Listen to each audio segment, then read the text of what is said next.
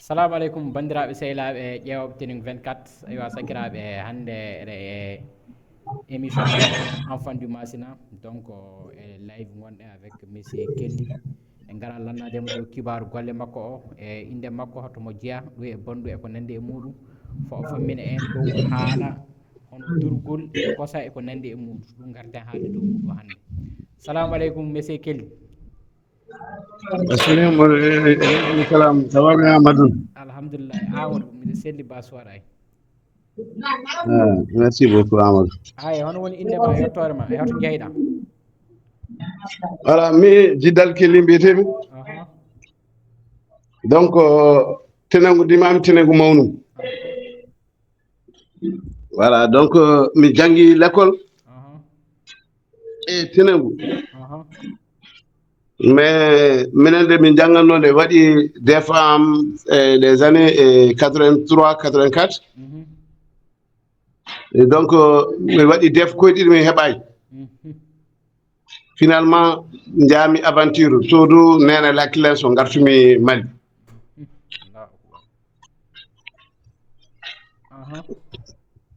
Maintenant ko gartumi Mali ko mi jooɗaki quoi mi e hooram miɗe waɗa formation ngaji en ligne miɗe yoɓa formation ngaji miɗe waɗe formé. Et donc fa Allah waɗi de temore culente Allah yurmo yaafo ɗum laati directeur de la région Moptiga. Académie de ɓe test ɓe kaaja les écoles communautaires là à travers la coopération française. Donc mbi ɓe kaaja enseignant volontaire ngara fa waɗe test ga Moptiga.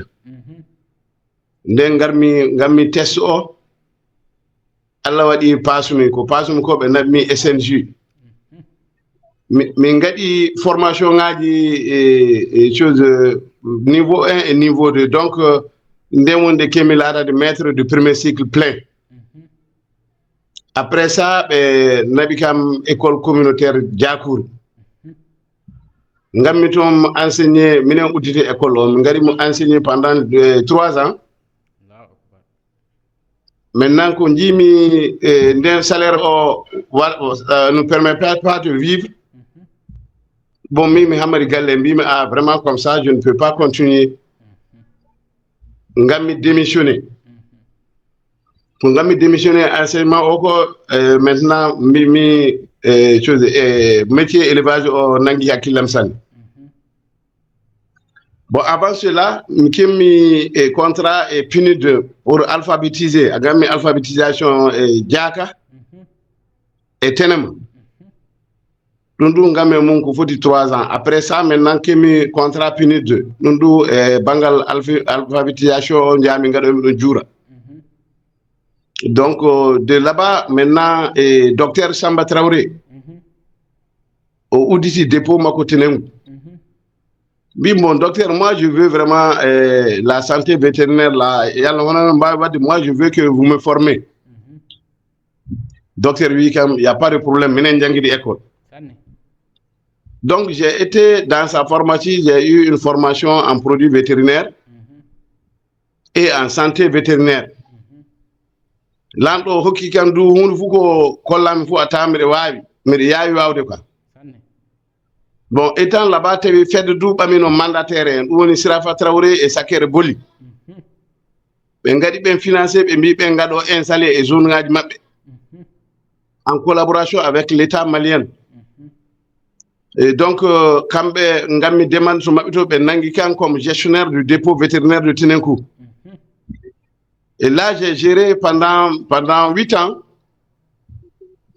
Tawi mi heɓi expérience ngaji fa heewi e bangal traitement ngaji e bangal soins vétérinaire ngaji. Donc so campagne uditigi fuu min jaha min gaɗo e vacciné e cuude sabare ko wiyete buucal ko. Min gaɗan vacciné abami parti ngaji ɗi fof. Et dès lors min ka jiimi dabaji so jiimi dabaji.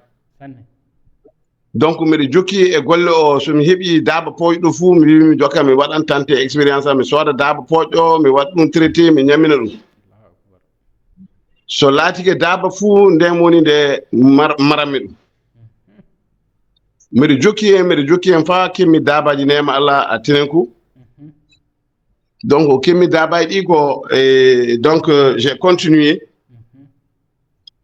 puɗɗumi mbiɗa waɗa embauche à côté donc puɗɗumi mbiɗa waɗa embauche à côté ko embauche o santanika donc grâce à l'avènement du PCDA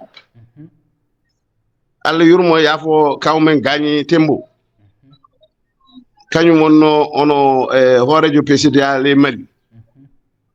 Ils ont fait un dossier d'appel d'offres a mofti nannumi dossier ngaja dossier o docteur Samba Traoré jaati waɗana kam mo monté garmi ɓe gaɗi enquête de moralité am ɓe jeeyi ɓe landi ono les papiers que j'ai par rapport à l'ouvrage là à l'infrastructure ɗum du commandant en ɓe mballi kan kemmi nokku to cuñana to ɓe gaɗi kam financé étable forage kañum e magasin puɗɗumi embauche o nde fayi fuu tenengu j'avais des difficultés pour l'écoulement mi naɓa fa ñono mi yaha mi waɗoy toon vendre bon après ça maintenant mais pourquoi pas chercher aussi à avoir du lait et vendre parce que quoi ça en marche donc mi codomi bourdameji ñono luumo ñono bourdameji nayyi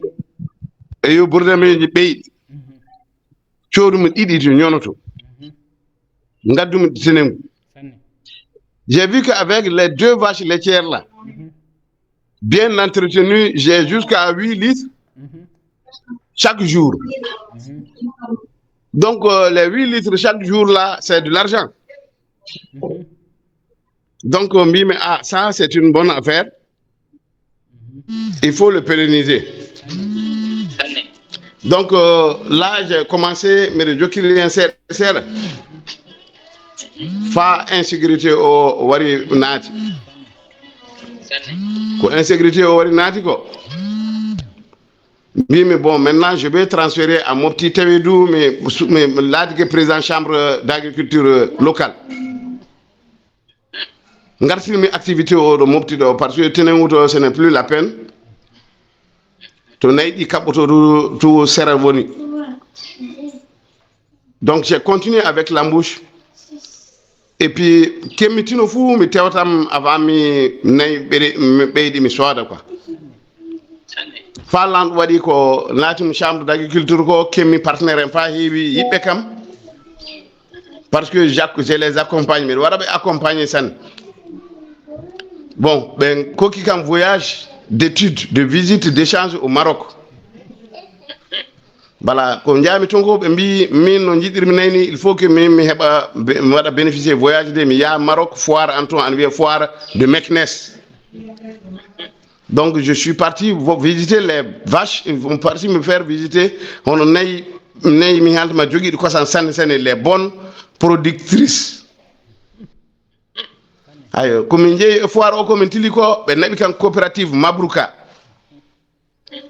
awami coopérative Mabrouka ko kamɓe toon citerne ngaji kosam nayi mabɓe ɗi ko citerne ngaji kosam ɓe jogui soɓe gaɗa ɗi livré eɓe jogui dépôt ngaji les Rabat les Casa les Fès avami les Kenitra eɓe jogui dépôt ngaji mabɓe partout kamɓe laitiyemɓe citerne ngaji on ɗi ɓameten carburant ɗi ɓe jogui toon ɗi ɓamata kosam mabɓe so naɓa nokkuji et puis gouvernement du waɗi ɓe subventionné fey éleveur jon joguiɗo courage joni ɓe gaɗi ɗum subventionné 5 têtes à travers les membres de la coopérative on waɗi ɓe organisé coopérative mumɓe membre fou gouvernement hokkan ɗum 5 têtes waɗa ɗum subventionné et puis éleveur fou kokkaɗo 5 têtes à un ingénieur vétérinaire et un technicien vétérinaire qui suit son troupeau donc ɓe gaɗi organisé fa gassi. Et là, j'étais avec les gens de la coopération suisse quand ils ont financé voyage en haut. Autour d'un café, Kelly, maintenant tu as vu tout ça là, maintenant qu'est-ce que toi tu penses, qu'est-ce qu'on peut faire? Ce qu'on peut faire, j'ai dit que moi j'ai été inspiré et vraiment j'ai vu comment le Maroc maintenant produit du lait et que le lait vit son homme, son producteur. L'animal vit son producteur. et son éleveur plutôt. Mbim bon, Tchoudou quand même Kosam Mahama Tenengu depuis très longtemps sous Treta. Tchoudou Kosam Tilaki. Bon, sur Kosam Tilaki, oh Mimi coopérative, Mimi une fois retourné chez moi, je veux vraiment appeler les éleveurs, les sensibiliser, mais moi, une coopérative, sur Kosam Tilaki, on n'a pas d'autres moyens. Mais nengartum tenengu fu so la jabi minaka mi mo ina coopérative même pour les laits. Et de ce fait, de toutes les mille manières, nous on a un nouveau programme, même si c'est finissant là, pour des valets kanyum jogimo. Donc pour des valets, on va aller renouer avec pour des valets pour que sur mon kosandu tilon soit équipé. Maintenant ce que tu vas faire, il faut rentrer en contact avec Prodevalais. Et maintenant, vous allez faire l'état de lieu du centre. Allah wadi fadiga du ndeng ana golato Prodevalais to. Holikan coordinatrice mo min kaldi min pamri. Donc coopération suisse be ngadi financer be mi tuudi kosan gondi timmal di timine ngadi équipé. Acteurs be du ngadi formé avami en technique de transformation de lait. Et coopératives sont formées sur la gestion des coopératives. Donc, nous avons 4 mois après, vraiment, nous avons relancé Golédji. Pendant ce temps, Jafarabe avait 10 coopératives de producteurs de lait et un centre de collecte de lait. Min noddi tenengu koɓe assemblée min mbi ɓe ngara kabaru suudu kosandu ɓe ngari ngaɗen ɓe avant mi chose kalnumɓe hunde fof ko jiimi toon ko e projet keddiɗo biɗo ana walla en golle o fof kalnumɓe mbimi joni wala fof no gatten sona moƴƴinen bureau me avant mi société coopérative me ko séré o wi ko yalla eɗen du eɗen keɓa financement mbimi so en ngadi société coopérative o ɗo en tewtan yalla eɗen kalde segiraɓe men jafaraɓen koɓe en fuu ndente ɗum laato union sabi baale goɗɗe gon toon union ŋaji ɗi so ngadi cercle o fof gaɗan fédération au niveau région gaɗa confédération au niveau national mbimi en tewta yalla eɗen naate e ɗi circuit ŋaji jokkumi e yimɓeɓe pendant plus de 2 mois fami jooɗo tan min kadda min moƴƴina bureau o avant mi nanga récépissé o sabi min mbi récépissé o ujunnaje 10 nden nangirte jama o fu wi ɗum kan moƴƴi ɗum kan moƴƴi ɗum kan moƴƴi donkume jama o feyi donkume jama o feyi nden noon coopérative o min mi ɓami aydi wajibi coopérative o moƴƴinte min du ittumi almusaɗɗa récépissé o min gaɗi coopérative o yimɓe ɓe andumi ene jiiɗi golle o ɓadi min hono yiɓɓe golle o ɓe min puɗɗiri coopérative o min yoɓi kalci o min keɓi récépissé o noddumi mbimi hay ko récépissé o mi itti jawdi mum on joɓoɓe kan récépissé o wona min jeeyi en fou enen jeydi hay batu o haala ɗon tili ɗo jama o ana haala biƴƴeji ana haala huuɗoji ana haalaji fou mbimi ko so en mbati tan homo fo ne jogui haala homo fo haala mum ana jogui nafa en kollan yimɓe wawɓe wallude en ɓe hay Allah waɗi komin kaali ko fou min garti min jeeyi min jiido e jafaraɓe du wi ana tawda amen min moƴƴina union min moƴƴini union du cercle de Tenenkou tawi min gaɗino informé commune ngaji men ɗi ka fo yalla an a moƴƴina baali mum e fam moƴƴina union min donke mabɓe ka jafaraɓe kañum ardimi min moƴƴini union o jafaraɓe ardi min woni vice président a faami min ƴiwi toon min gari ga région Mopti Gadou min gaɗi fédération cercle ngaji fof gaɗi fédération régionale des producteurs de lait de Mopti ɗum du min woni trésorier général mum donc ko golleɗi fof bilti ko ɓe gaddi équipement ngaji kamɓe pour développer à travers la coopération suisse ɓe gaɗi équipé suudu ndu ko waɗa e mo équipé ko kalci mum wala fuɗo haaɗi ɓe moƴƴini kiosque du ono dépôt de vente de lait ɗum fuu ɗum solaire ngaji du min puɗɗi golle o nde min puɗɗi golle o min keeɓi hen tiiɗalla sabi sa noddi jama o batu warata no gadda fu a ronkan yimbe be fa mi halte ma min kebi don bi'e sabi min dari no bi'e min kebi bi'e sanne bi'e de ngari nyande bi'e de ngari telengude so be nani walde kosande hebinde jama o fu wari gondo hen mo wala hen fu wari wi joka bi'e kebama ngon e walde nde min bi hay naato walde nde fu yobam budi ujunere afami ay hono yibbe dum be fu jobi ujunere sabbi bi'e de ana don balde nde min gollinde famire min gadi organiser journée mondiale du lait à Tenenkou balde de min gadde sabi bi'e won ton kambe bi'e be jidi be ngoti so de bi'e ko sana wara min jokkirno gollo mbimbe hay walde onon jeende wana min jeyi mi moti burmi jodade Allah wadi gido an goto o ni trésorier général afami kanyum woni secrétaire administratif du kanyu gunni daw be ngadi géré humre nde tawi bi'e ana kebedno fa bi'e de timmi neddo fu bamdo bi'e kosam waddata wana kalti waddata joka yalla miden kobo wadde roulé yalla na nyamina dabmata itali mbudu yalla walde du an heba no tinro kosam min gollir non fa hitande ka wayli tawi pour déballer wadi formé fait gestionnaire mo be jobata lewru fu wina nogay min gondino e walde golli hitande fa de min tiltone biya ko so en golli hitande fu ngade assemblée golle o kolliten yimbe membe min ngadi assemblée arande jo min noddi maire embe min noddi service technique haaji min ngari kawri hen miden jogi kaldi min ngadi invitation lobbo hunde jabburi ni fa ngardi dabaji di jeengoyi kosan dam buyti be ngarti e den hitande kasi wi'ama kalti di nodde kalti di ngartide sabi jama o bi'e de be nangi tam be nabi dabaji mabbe di kosan dam be darni dum kalti di ngartali tamala fu ronka joka kambe be kebi ko be jidi campagne mabbe jabbike be ndewama be jabata warde batu be ngartita kalti o ronka fa Bocar Diaby ka Allah wadi maaji ne Bocar Diaby maayata nde fa ala yurmo dum yaafo dum fey mana fey jeton mo habbi mana mo halfini gendi ko awiyam mo andudo o maayo o winde walde hasinde kalti o fu kalti o ko jogim ko andi nim noddumi kasim batu mi ngari mi kawri ton kollimbe kalti ko heba ko be afami kokkumbe dum mbimbe joni ngaden relation activité ngaayi rewetebe du ngad afami ngadda kalti o yalla de ngada démarrer hay do min jodi fa han activité ronkama wada démarrer kambe waddobe kosam be ngoti waddude so be noddam batudo be garta be kedduri kalci o wala fu no wadi dum woni hono ko tampini min so suundu dari ka gardien gondo o fa han lewru fu mi de heddi yobudo mi ora golle o dari ka lewru fu mi de heddi yobudo sabi de o witti fu kaati fu bamet donc pour te dire que dentangal surtout pulaku ana naabi fa burti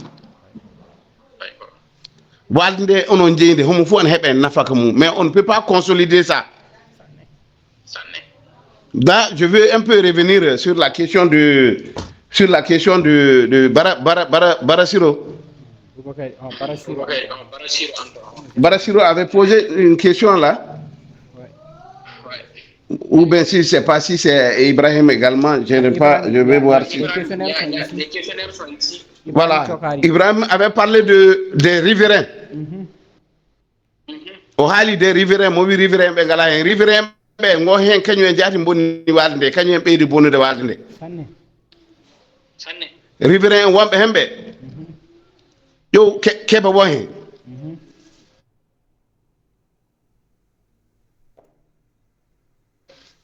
taganene wo hen voilà c'est bon. OK, d'accord. Donc pour te dire que riverain be riverain be joppaka hande be joppaka jango kambe en jaltini warma parce que neddo fu bando bijje mabbe wartirali et puis be bamata kosam fa be gaddata suur kosam o difficulté min kebi parce que kosam wa iwde engadio kosam wa iwde chose keba fa wara hawre tene wutay dam bonali sanne mais si li e pere e fu ana wawi bon en un mot yimɓe ɓe ɓe yiiɗa hono vie associative ɓe pamal ɗum bien vrai que ɓe gaɗama formé de koɓe mbowi ko ɗum tewta fa itte nde hunde waɗi wiyama walde jeeyi fuu ñaame tan wala ko gollete. Et donc de ce fait vu tous ces constats là min gaɗi renouveler walde nde kasi min gaɗi renouveler walde nde min ɓammi des nouveaux membres pour essayer de redémarrer. Bon, au statut Mingone Mouhande. Maintenant, pour ce qui concerne, je poursuis, pour ce qui concerne ma carrière de là-bas, je suis venu ici en tant que trésorier général de la Ferlet de Mopti. Et au niveau national, je suis le chargé de la santé animale. Le premier secrétaire chargé de la santé animale de l'interprofession lait, qui est présidé par Amadou Diko, Dimurbo Diko de Diafrabe, que vous avez interviewé l'autre jour. Voilà. Donc, de ce fait, et maintenant, quand je suis retourné au Maroc, j'ai eu un autre voyage par rapport au lait en Israël. Je suis parti aussi en Israël à Kibboutz Misra, où il y a des éleveurs là-bas. Donc, on a fait les thèmes sécurité alimentaire et nutritionnelle. Nous avons pays financé pour que je parte vraiment me former. Donc, c'est là-bas où j'ai croisé un ami de Koutala qui s'appelle Eli Sogoba. Eli, maintenant, comment est-ce qu'on peut travailler?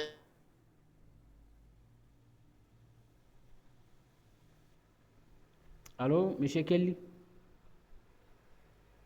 Monsieur Kelly?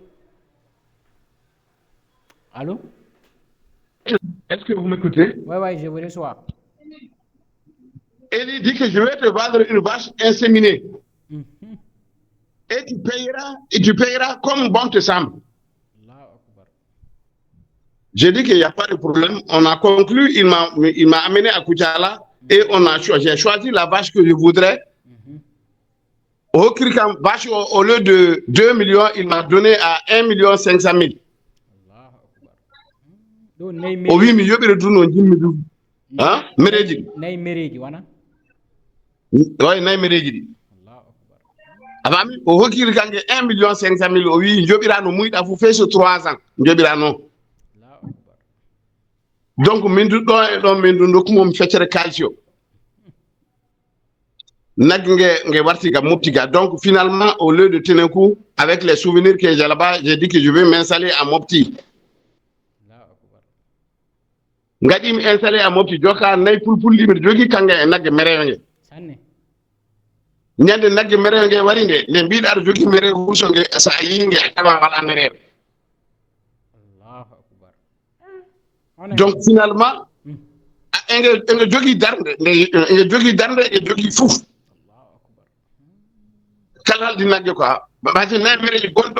C'est des demi. De moralité, ma capacité et ma connaissance en matière d'élevage, là, ils ont approuvé mon projet.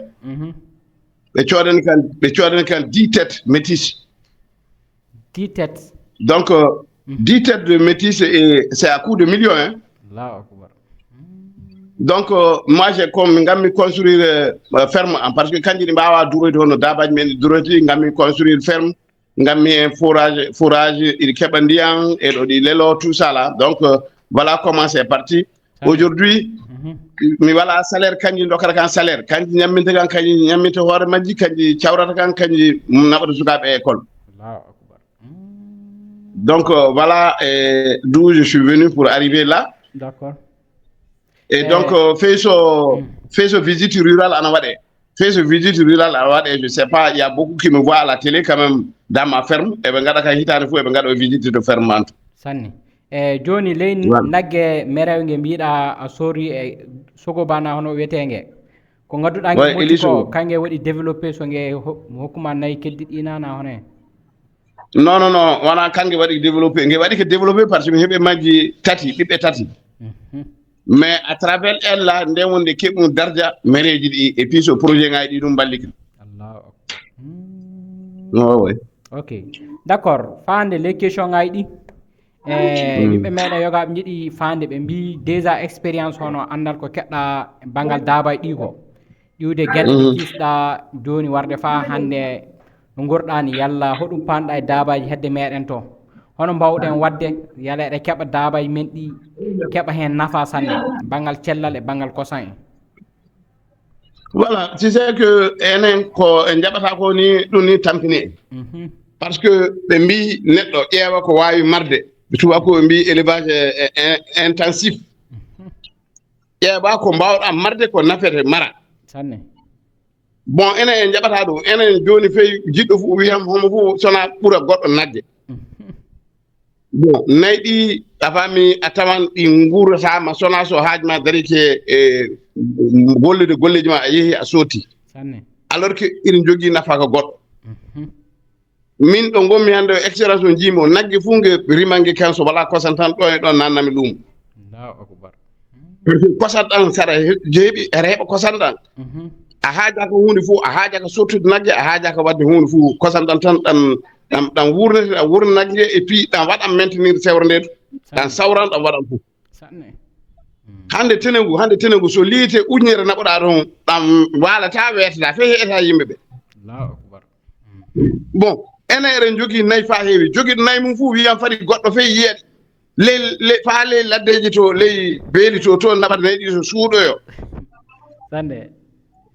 a faami hitande fuu rimene ko foti noogay hitande fuu mayene ko foti deɓe ɗo élevage wonto men to bon so wiyama fe faɗi piqué yimɓe ɓe joguiɗo temeɗɗe ɗiɗi fuu waddan mallemre ene waddan deɓe sappo wi min ka butel pikkami bon iɗum tiiɗi waylitide fa wala sess sa wi pula ko o gaare fa ndenten fa gaɗen walde e maroɓe dabaji yalla ɗe jaara yeeso yaata à titre d'exemple galbal gongal tinengo galɓe ɗiɗi gonɗe tinengo ɗe galbal fof ana jogui durée de vie au minimum 20 ans ou plus galɓe ɗe ana nanna kalti mais où va l'argent galbal gotal sami fa yetti e leydi ɗo galbal ari ɓema ngal il a fallu que des gens se lèvent et que les projets financent ça ils n'ont plus rien alors que le parc là minimum par marché par marché ka 30 000 francs en dehors de toutes les autres dépenses là heɓete bon pulago ana nawi on ne peut pas dire la vérité sa haalni gonga fuu fa moƴƴen fuu jomum wiya kaɓure mum ɗum wona ko yaati ko maintenant yimɓe ɓe tewta ɓe paama tan hannde dentegal pooɗi ɗum jeyi ƴiidongo so en dentali hunde fof e mbawa moƴƴinde so en denti hunde fof ko jiɗɗe ene mbawi moƴƴinde minen min gaɗi estimation komin goni e chambre d' agriculture ko so demowo fof waddi temeɗɗiɗi duro fof waddi temeɗɗiɗi région mofti o heɓa milliard ngaji fanɗi fof heɓa milliard ji ɗiɗi milliard ji ɗiɗɗi ana wawi gollande ko remoɓe kaaja ana wawi gollande ko duroɓe e kaaja mais sa a haalni jama fof we minen ka fe goto hiltami o ñamata kalti amen jaabi ok gasi sanne mbese kelli mi fami joni e leydi golle maɗo expérience no keruɗa joni yalla aɗa waɗa formation ngaji banggal hono durgol e kosan hono yeyirte ɗum yiiɓe ekkita ɗum en oui hande ka mbiɗa jogui expérience majjum fa wala cessé par ce que minen hoore amen du hono au niveau région la fédération régionale composée des cercles de Tenenko Yoro et tous les autres cercles là coopération suisse a plus des centres là ko moƴƴinani min koɓe coodni min usine qui transforme 2000 litres de lait par jour et c'est pour toute la région ils ont payé ça à coût de 200 millions Allahu akbar région o fou kañum jeeyi o usine o du je suis le trésorier général et gestionnaire Allahu akbar mais avec tout ça là pour que keɓa fey fa yimɓe gadda kosam abami cippon kosam ɗan keɓa kalti mumen tawi jiilaki ana tiiɗi ɗum du sona min gaɗi politique goɗɗo ka min mbi hono collecteur en waddoɓe kosam ɓe darne walde mum ɓe darni walde nde min coodan ɓe moto ngaji min moƴƴinan ɓe carte professionnel min moƴƴinan ɓe blouson Allahu akbar. min kolloyɓe laamu o min mbi hay ɓe waddanomin kosam faa to caggal to ƴiwata les bourse o ƴiwata to gaddan min kosam yalla oɗon gaɗana ɓe liberté de d'aller et de revenir ɓe kokko ɓe gaɗa approvisionné e suudu amen kosam. Allahu akbar. On est dans cette truc là et puis gadduɗo kosam mum fuu ɗo e ɗon yoɓete koy min coɗon ɓe moto min dokkiɓe ça les permettre d'être mobile et autonome. Allahu akbar. Et que on les paye aussi cash leur moto leur lait. Ok, d'accord. Gassi sanne monsieur Kelly.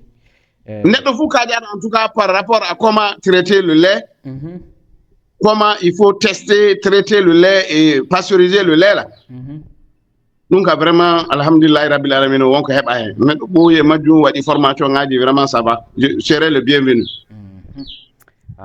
Gassi sanne monsieur Kelly alhamdulillah mbiɗa sikka banggal question ngaji ko ngandon préparé ko fou a waɗi détail fo a haali fa laaɓi donc mbiɗa sikka wala ko heddi to e ley majjum joni ha tawa en gueri e timmore émission meɗen o ay hoore hoɗum mbawɗa hannude yimɓe ƴeewoɓe Tening 24. Voilà ƴeewoɓe Tening 24 ɓe vraiment mbiɗa yettiɓe sanne Tening 24 findini yimɓe yuɓɓodiri yimɓe humpiti yimɓe du min ka ko gondu fuu so mi yi Tening 24 mi ƴaɓɓata ko sona mi ƴeewa mi hettino ko mbi ko ana wayi hono je suis au plein cœur du delta mi wiyan tan Allah juunu ɗum Allah ɓeydu ɗum Allah moƴƴin ɗum Allah yarnu ɗum yeeso